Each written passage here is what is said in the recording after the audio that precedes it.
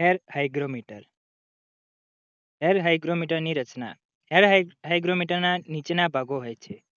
પહેલું, માનવીના અથવા પ્રાણીના વાળના તાતણા.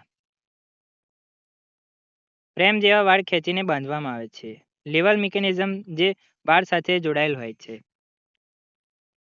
સૂચક એટલે કે પોઇન્ટર લેવલ સાથે જોડાયેલ.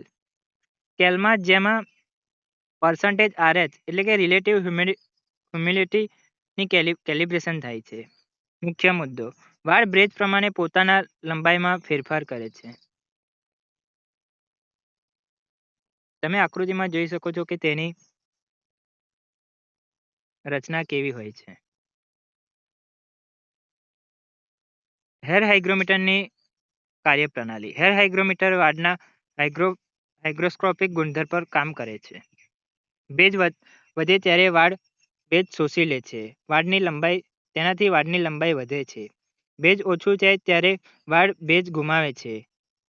તેથી લંબાઈ ઘટે છે. લંબાઈમાં થયેલો આ ફેરફાર લેવરને ધકેલે કે ખેંચે છે. લીવર પોઇન્ટર હલાવે છે, જે પર્સન્ટેજ RH સ્કેલ પર ભેજ દર્શાવે છે. હેર હાઇગ્રોમીટરના ઉપયોગ. હેર હાઇગ્રોમીટરનો ઉપયોગ નીચે કરવામાં આવે છે. હવામાન વિભાગ અને મેટારોલોજીમાં, HVAC સિસ્ટમમાં એટલે કે heating, ventilation, air conditioning, museum, library, storage રૂમમાં, ભેજ નિયંત્રણ માટે થાય છે. ગ્રીન હાઉસમાં, ઇન્ડસ્ટ્રીયલ પ્રોસેસ કંટ્રોલમાં, લેબોરેટરીઝમાં વગેરેમાં થાય છે. તેના લાભો નીચે મુજબ છે.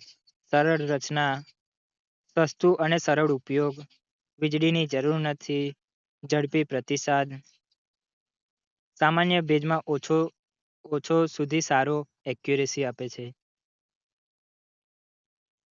હેર હાઇગ્રોમીટરના ગેરલાભો જે નીચે મુજબ છે. એક્યુરેસી સમય સાથે ઘટે છે. વાળને સાફ અને જાળવણી રાખવી પડે. અતિ ઊંચી ભેજ એટલે કે 100% પર્સન્ટેજ RH નજીક માટે યોગ્ય નથી. નિયમિત કેલિબ્રેશનની જરૂર છે. તાપમાનનો અસર થાય છે. આધુનિક ઇલેક્ટ્રોનિક હાઇગ્રોમીટર જેટલો ચોક્કસ નથી.